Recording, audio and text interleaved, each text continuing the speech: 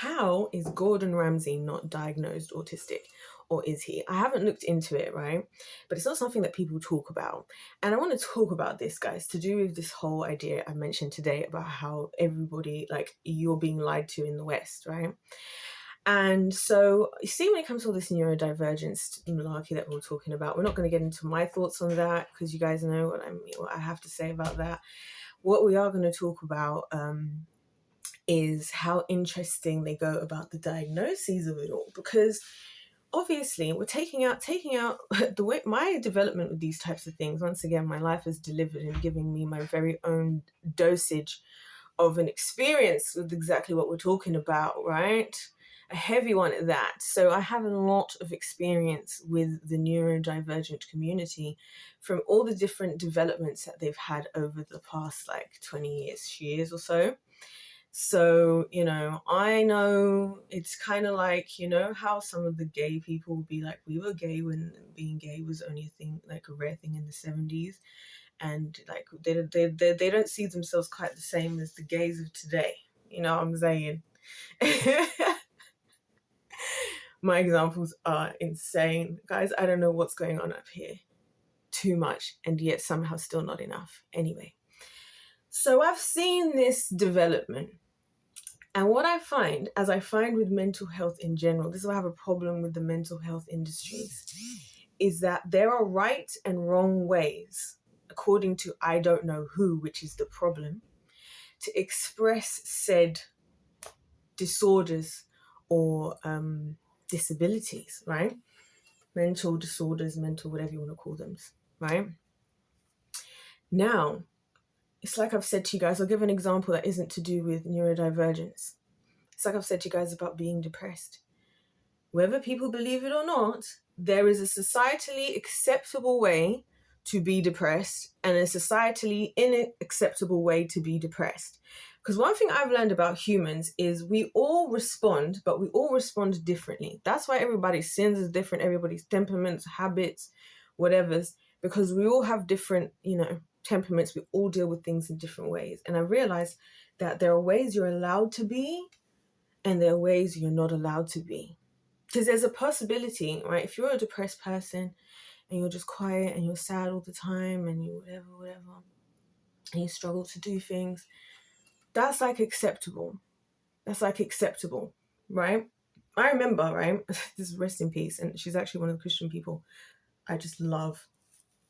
She just recently died, and she has the most beautiful story because she tried to take her life. She was a woman, right, at church, one of these local churches. I really liked her, especially because I used to do the teas and coffees in the morning, so I'd arrive early, so she'd always have an Earl Grey tea, and we'd always have a little chat about whatever, right? And she, during church, used to pace around, in prayer, like she was suffering. And I know that her whole testimony is that she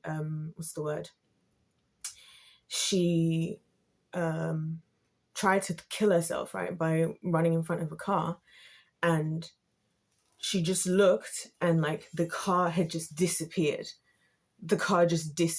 Right?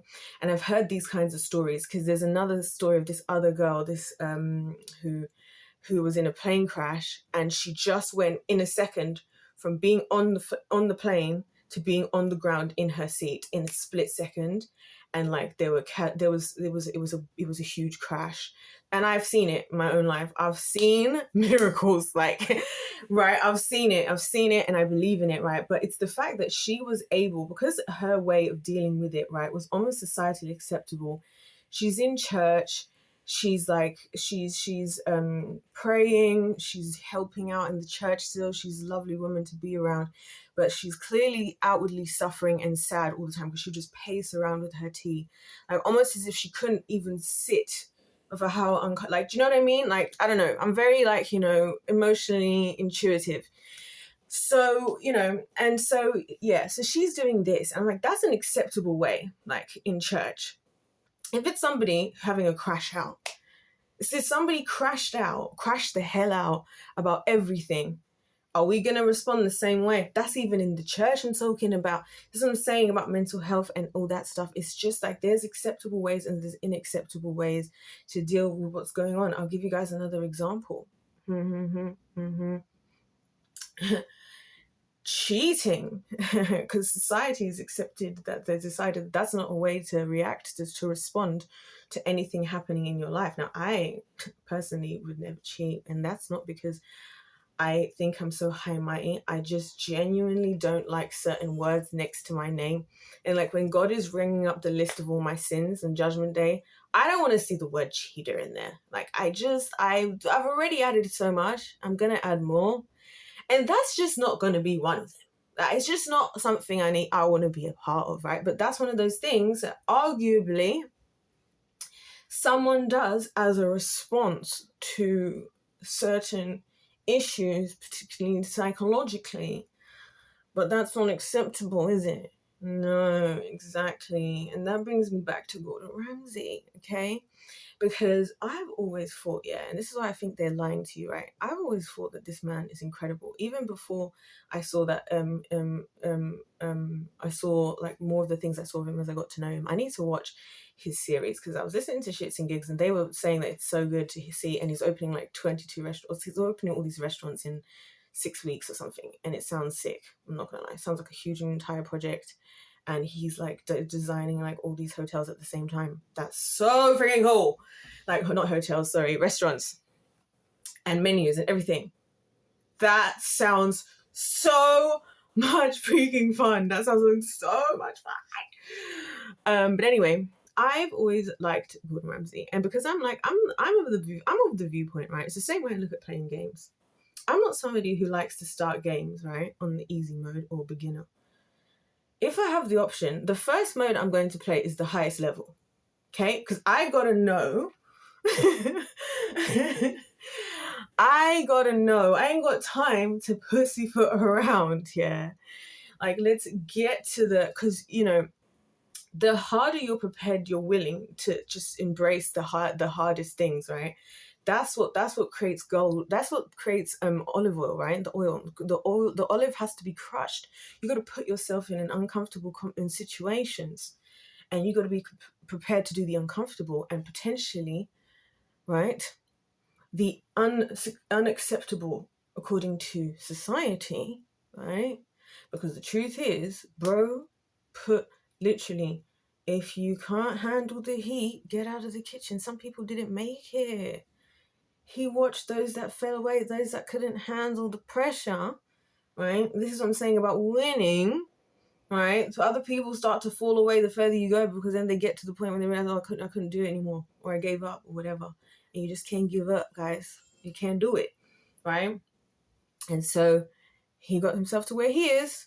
And so as far as I'm concerned, hey, you do you, king. So what if he's shouting and screaming at somebody? I've had situations where people telling me something and I'm not understanding because they're trying so hard to just like not say what they're saying.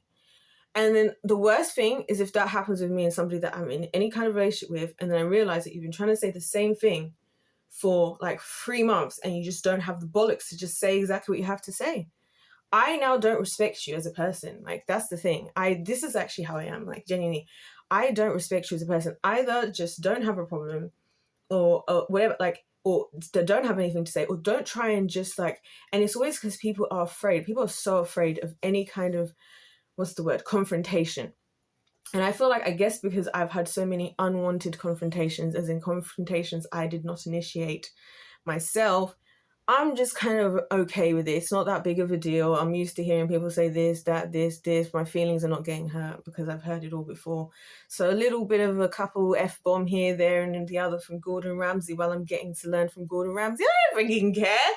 Hell yeah. Tell me what I did wrong. Tell me how I have to do the dauphinoise, right? Do you know what I mean? Let me know how do I julienne? How do I do it?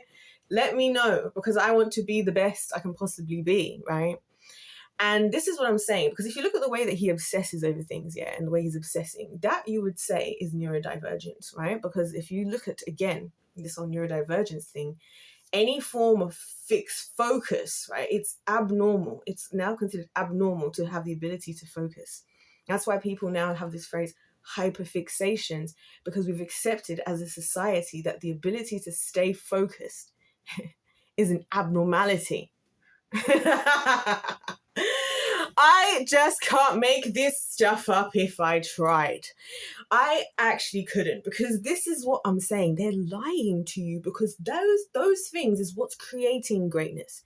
The fact that he can be in, because that's a huge project. To be able to see through projects that huge all the way through, guys, is an incredible feat as a human. Because when you are trying to do something that's not just somebody telling you to do something, but you're doing something, right? You have to actually kind of risk it all, stay the course, and deal with whatever comes along the way. This is why Mr. Beast is as famous as he is and as rich as he is, right?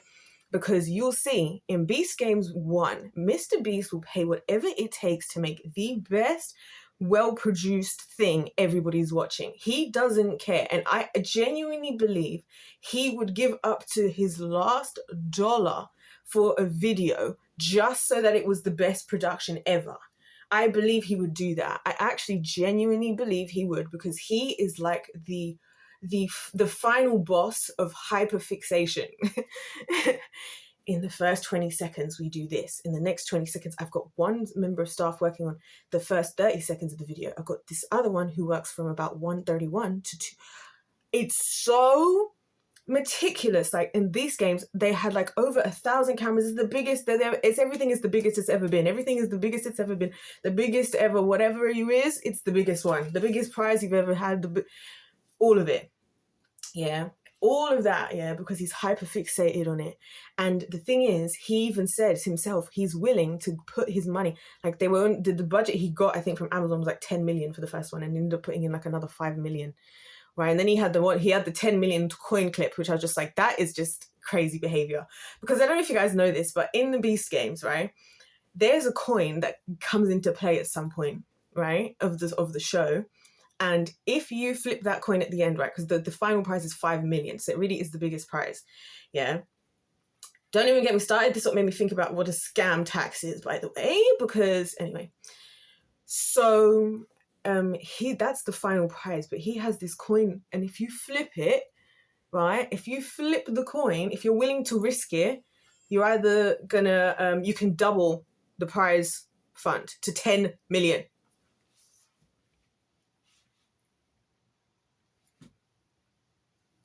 What?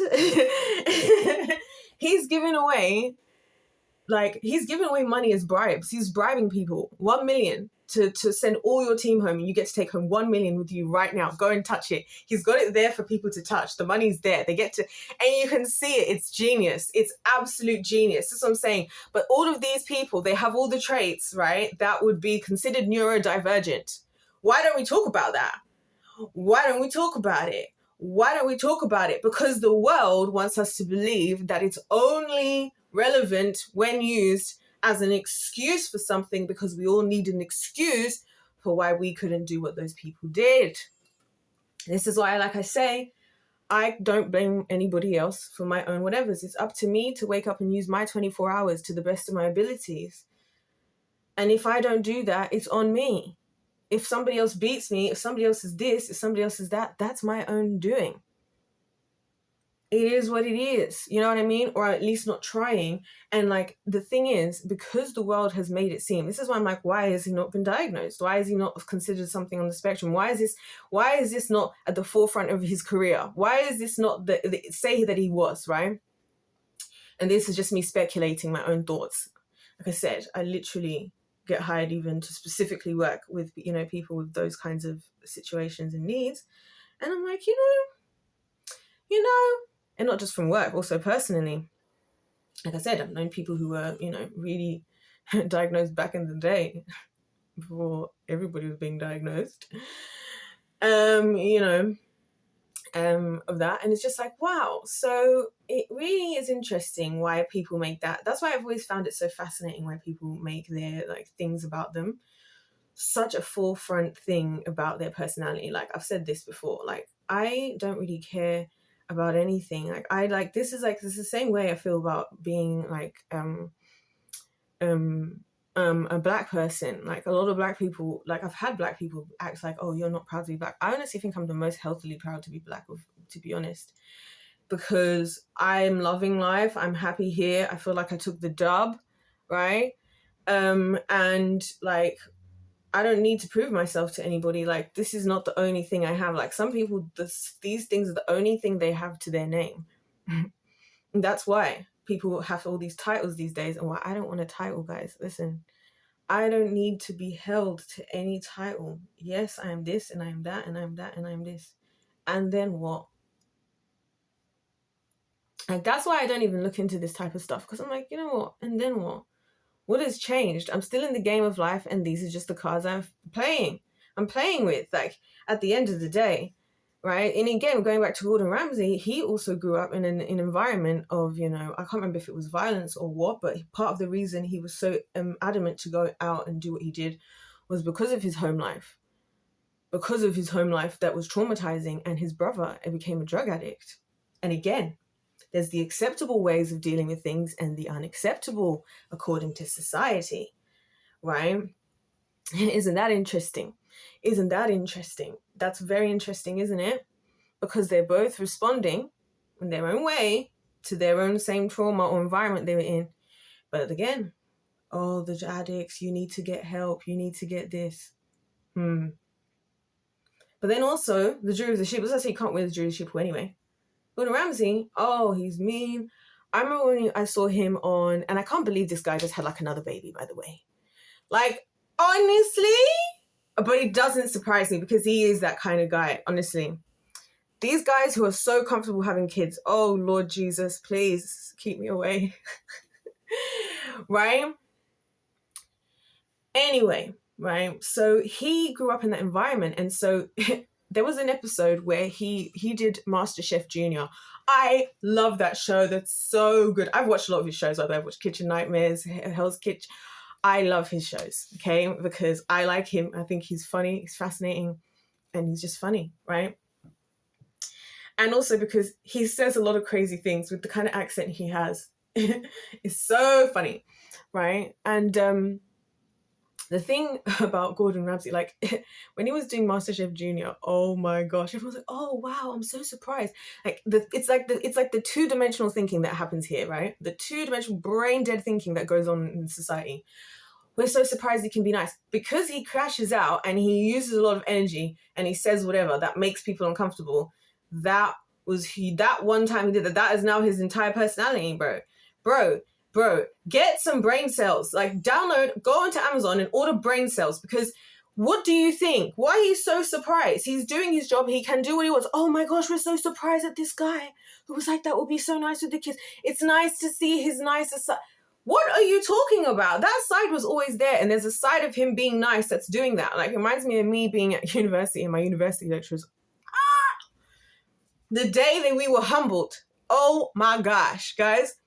The first time we did a presentation, because we were all chill with them, we were all, talking whatever. We've got one of the, my lecturers was one of the ones in the lab where they're doing experiments talking about, you need to watch John Wick, right? Next thing you know, we're doing a presentation of our research, yeah? One of our first bigger projects. And they're all just sitting there. Oh my gosh, I have never been humbled like that in my life. I could not believe it. We all walked out of there lightheaded and we were like, we don't know anything. We don't know anything. We didn't know. We were in the presence of greatness. We didn't know, and it was the best place to be. Like, this is why I can't fault. I thank the Lord that if I had to do all these dumb, stupid steps of education in the education system, I found myself there, because if not for those guys, oh my gosh. And I remember the day I was sitting in my lecture learning about the law of entropy, and it was the most intense part of the year, you guys. We're not sleeping. On my desk, I remember Haribo's, a coffee, Pro Plus pills, which is caffeine, whatever, right? I'm like feeling like I'm living in a daze. We're staying out through the middle of the night, right? In the library overnight. We were ordering Domino's and taking it up to the 3rd floor in the little booths. And the booths were sick, by the way, because they had a screen and you could actually plug in your computer, and it was also interactive. And you can have that as a little booth in the library to yourself. It's so cool, right? So we would do that. We're studying. It is intense. I'm tired. And it's also like the time in my life where I was doing all the competitions because, of course, everything has to happen at the same time. And I'm also writing a research. Oh my gosh, guys. I don't know how I got through this, but these guys, this is what I'm saying. Being there with these guys, oh my gosh, is the best thing ever. Like being able to have somebody, that's why I'm like, I would love to be in the kitchen and have Gordon Ramsay. Are you kidding me? Are you kidding? Are you absolutely kidding me? I would kill, but this is how the world thinks, right? The world thinks, oh, no, that's inappropriate behavior. Any amount of passion, any amount of this. And that goes back to what I was saying about the slavery thing. Like they've convinced you that you are walking in freedom when you're actually walking in slavery. And like that's what's happened. That's the lie of the devil in itself, right? Convincing us that living like the world, like that's living in freedom. That's living in slavery, guys. That is living in slavery. Where we are over here in the kingdom of heaven, I was thinking about that. I was like, you know what? I've never felt more free, like to just do whatever the hell I want. Because where I'm at with the Lord, I'm in freedom. I'm not doing things because, oh my gosh, and the Lord and the, no. I have free will and I'm using my free will as I wish. Because I can, because there's not all these other things controlling me and whatever, right? Or things I have to hold myself up to, or because it's all about like everybody wants to, when you don't have this, like what I'm talking about with the Lord, I don't know how to explain it. We've gone from Gordon Ramsay to here, but it's true. Like you have to hold on to these things, right? You have to hold on to these things as soon. And that's what makes me laugh about Gordon Ramsay here, just having kids. Thinking Gordon Ramsay, bro, that's crazy. Like you had, because somebody else said, yeah, I thought you had a grandchild, but it turns out you had another kid. Yep. This is how they be. And then no wonder. And he's got 92 restaurants around the world. He's just opening however many, and it just already opened. And he's got how many TV shows? And he's still doing whatever. And I'm still seeing him on social medias. He's one of the people I don't mind actually seeing in the videos of people on like influencers and stuff. Gordon Ramsay's there. The heck? And the Mr. Beast video. Like, this is what I'm saying. It's all lies. You think to yourself, because even Jeff Bezos, right? He's somebody else who went out and took a massive L in the beginning in order to take the future W. Because he wasn't, don't think, making any money from Audible when it started. Just like, who else? Mark Zuckerberg and Facebook. Like, you get convinced in this world, yeah? You get convinced of such lies of things, right? Because again, hyperfixation, the amount of hours that probably went into making that, to making Facebook, like that amount of dedication, I think I respect it. Like, I respect it. There's nothing I care about enough to spend the amount of hours and time and intricacies that spent on all of that. So shouts out. And shouts out to Jeff Bezos. He came up with an idea, because if you think about it, he was what started where we ended up now with podcasting, if you think about it, because he started with Audible, right? And then on whatever, and then people started to listen to their books, right? And also the Kindle, where you had an electronic book, just similar to a book, right? Capitalized on that market. Then he said, now that he did that, it kind of pushed the wave of just audiobooks in general, right? Because now you have the book that's electronically, and now we have then the audiobook, right? Audible. And then now all of a sudden we're all okay with this concept of, podcasting. And now we're in podcasts, right? He played a very, very good play, but he went out at the beginning to start out what he was doing. This is what I'm saying. What the people who actually won have done is the opposite of what you're being told to do. And that's because you are the one who is enslaved. You're the one who's enslaved. Like, that's what it is. You're the one. That's why you're like in our schools, myths and legends. Meanwhile, those same the gods of those myths and legends are the gods that they're going to, that they're doing all of this heinous behaviors with, in order to keep you under slavery and them in places of power. Which brings me back to you see what I'm saying? So yeah, guys, this is why I find it fascinating. Of course, it's not a forefront part of his personality, because why? There's way more other important things for him to be important. He's a world-renowned Michelin star chef. World-renowned. He's a big deal. That's way more interesting for him to talk about, whether he is or isn't diagnosed, like I said. There's way more. But then when you hear what people say about him, it's like when I was watching Zucchero when I was in Italy, and watching him curating his own show and thinking about how much more willing he was to get everything absolutely perfect than I possibly could care about at the moment in life. And he was meticulous with it. And he's got world-class band. I've worked with Whitney Houston. I was on stage with Prince. I'm this, and I'm thinking to myself, he's busting around these big wigs. And not only that, they love it. They want to be here. Who is this guy? But the way he's going about doing it. And again, bro just turned 70. He's still world touring. He's going to be back here in London in the Royal Albert in May. He's going to be back in the Royal Albert in May this year again. He's still going. I love it. But the things that they would do and the things he would do, other people wouldn't. Other people wouldn't stand there for an hour on lighting. You know, again, worldly wise, it'd be like, just pick one and just move on. It's like, no, he's trying to create the mood. He's trying to create the mood. Every little detail about what makes it good, right? It's like a meal. It's just like making a plate of food. Everything about it is the way you did all of it, right? And that's why, you know, when people say that someone's cooking like someone cooking, I can never cook like my grandmother, I can never cook like my mother used to make. You know why? Because there's a secret ingredient. And this secret ingredient you can't fake. And that's called love, you guys. If somebody loves you, then when they cook for you, you're going to feel it, right? Just like with a song, right? Just if it's curated, like he's curating the moment, every single little detail. You guys know I love me a bit of production. I do love production. I'd rather be the one doing that. Unfortunately, I'm uninspired at the moment.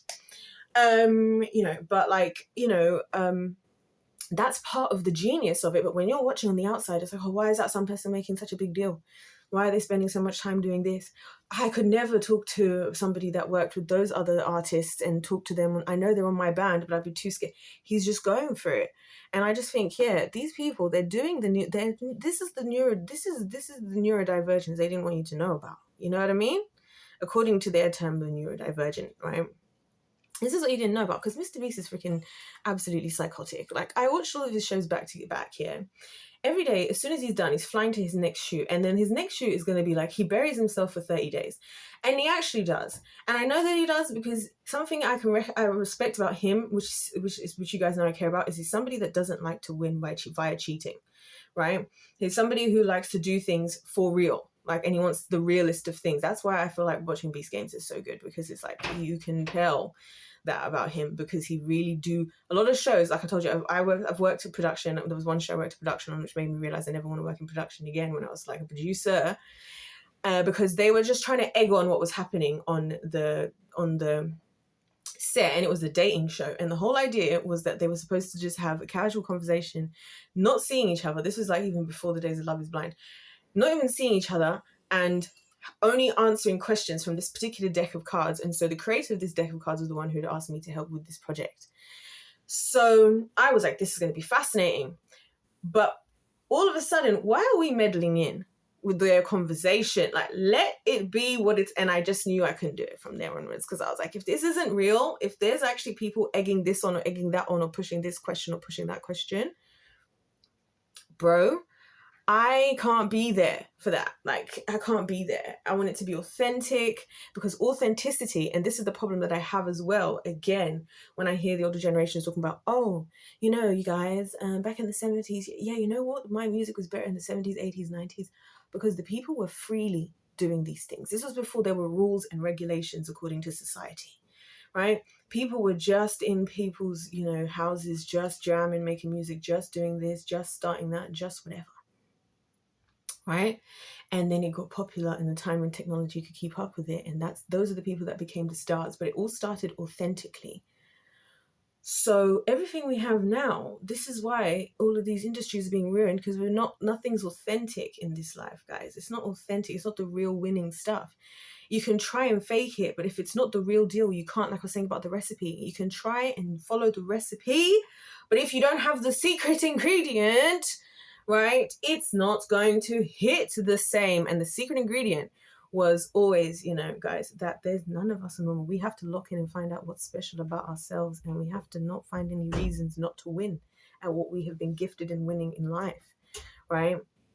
All of this, this behavior is weird, this behavior is weird. Lady Gaga's another one, right? She had a whole group of people on Facebook. Again, I want to see some of you handle this stuff, because I've actually done it, right? She had a whole people make a group chat on Facebook making fun of her singing. Look at her now. Yeah, she looked crazy until she didn't. Just like that the priest, the one I told you guys about, who discovered that the universe was not indeed static. Because prior to that, even including Albert Einstein, it was like, the universe is static. Okay, we all know the universe is static. And then he's like, what was his name? I wish I could remember his name. And he was like, but what if it's not? Nah, that can't be the case. And this still even happens in science till now. Nah, that can't happen. That's good. But what if? What if? Turns out, it very much not static whatsoever. So it took somebody having the bollocks to go against the jury of the sheeple. Do you guys see what I'm saying? You're just being lied to. And the reason is because if you then know what they know, then you then become powerful yourself. That's the whole problem. That's why I love doing my job in a way, because I love that I get to teach critical thinking essentially for a living. Because that is what it takes, to do well. Those types of exams these guys got, that's what it takes, right? So just I'm just teaching critical thinking, essentially. And I love that. You know what I'm saying? I'm contributing to the group project somehow, because I can see that this idea of critical thinking is something that's heavily being gone against. And that's why thinking critically, that's why even just, again, case in point, conspiracy theorists, time and time again, it proves that throughout history, the conspiracy theorists were not conspiracy theorists, and still yet we come back to calling people conspiracy theorists. And again, going back to the mental health things, it's strategic, isn't it? Because look, when we don't want to see what Kanye's saying or whoever, they're always affecting their psyche. He's got bipolar disorder, he's having a manic episode. So then you don't, as society, have been groomed that you now completely invalidate whatever he has to say, but he's just having a manic episode. I don't believe nothing comes from nowhere. That's why I don't believe in the idea of, I was drunk, it's not who I am. No, that's who you are. Listen, that's who you are. And it might be a part of you don't want to deal with, but that's who you are. I won't hear this, this is when I hear these stories like, I grew up and had a drunk father and used to get angry. I was like, no, you grew up with an angry father who also happens to get drunk all the time. Get it together. Get it together. I'm so bored of this place. I'm so bored, guys. I'm like, God, I want to feel something. Because this is brain dead. And we're actually intentionally being made to be stupid on purpose. And that's the lie, you guys. That's the lie. That's the lie that, you're better off. That's why it's so potent in this country, where they're like, everybody's the laughing stock, everybody else. That's why I find it insane, because you're just here laughing at everybody else. But then, hold on a minute. Hold on a minute. Because everybody else seems to have more freedom. Okay? Everybody else seems to have more freedom, if you ask me, from my experiences, as I have existed on this lovely planet we all call home, okay? I've seen a lot of things, bruh. And so that's why I know that it's so being done intentionally. And what do we call ourselves in this country? What do we have? The pride of Britain. Rule Britannia. Britannia rule the waves. Brits shall never, ever, ever, ever, ever be slaves. I sing Rule Britannia all the time. I sing it all the time. Rule Britannia, guys. I can't get enough of this stuff. But anyways, let's lock back in, right? Let's try and lock back in. I think we're going to continue with this series, okay? I'm getting everything out today. Do you know what? It does actually make me feel rejuvenated saying all this stuff I've just been holding in. Wow. That's how that works. Okay. We'll dibble dabble. But anyways, guys, on a very serious note, like, this is what I'm saying. Like, why isn't it? Like, why are we not questioning these types of things? Because I'm seeing this anyway. I've said enough. I won't go back into it all over again, but I'm just saying, some people, they display certain behaviors. I'm surprised they're not considered to be, or at least it's not at the forefront that they're on any type of spectrum. But then on the other hand, there's other times we really want to make that the most important forefrontal thing. Yeah, it's like the horoscope thing. Oh, I hate horoscopes. Oh, anyway, we're not going to get into that. We're going to stay locked in and focused. Oh my gosh, about locked in. Oh my gosh, after the Sidemen charity match, the Sidemen charity match is going to be on one day, and the following day, their new show on Netflix, Inside. It's not a new show, it's the next season. Oh my gosh, it's so good. And do you know what they did? They had doing like Mr. Beast. I mean, like, it's a version of like almost like if Mr. Beast met Beast Games met Love Island kind of thing, right? Or like Survivor or something. They all stay in a house. They all there for the week. They have start with $1 million. It's really good, and it's so much fun. And I can't believe it's gonna be the day after the Sidemen charity match. And see what I'm saying again?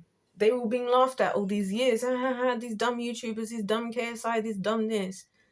And now they've got their Sidemen charity match. They've got the freaking Inside on Netflix. Yep, it's on Netflix. They've done the Inside UK, Inside US.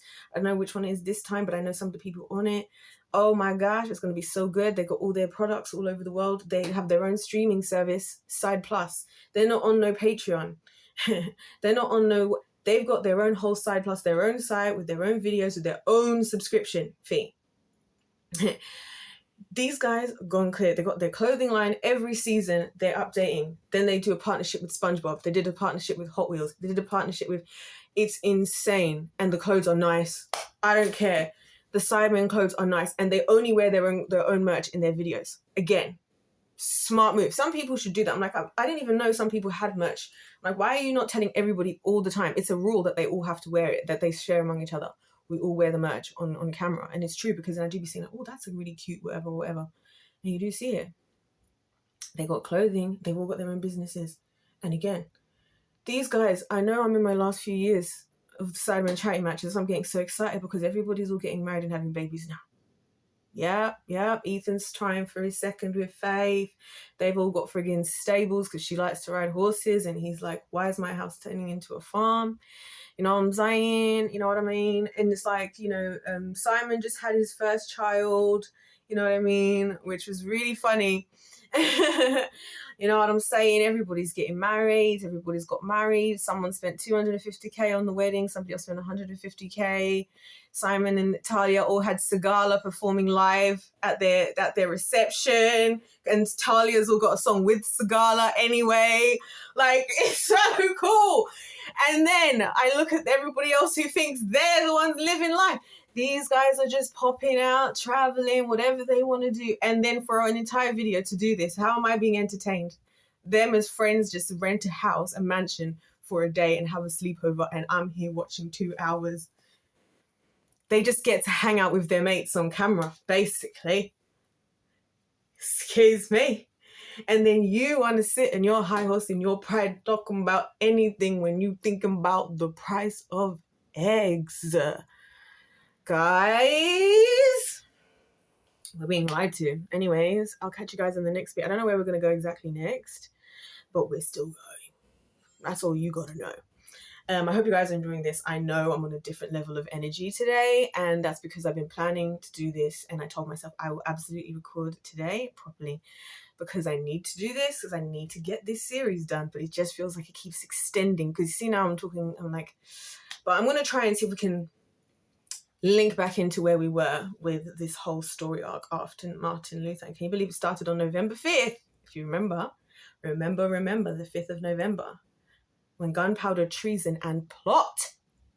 I see no reason why gunpowder treason should ever be forgot. That's what I learned in primary school. Yeah, and what happened? Guy Fawkes tries to go and blow up what? Parliament. So we're going to remind you what happens when you step out of line you slaves. I will see you guys in the next one, because if life's a game, let's play to win. God bless you all. God loves you. I love you. And I'll see you in my next one. Goodbye. Rule Britannia.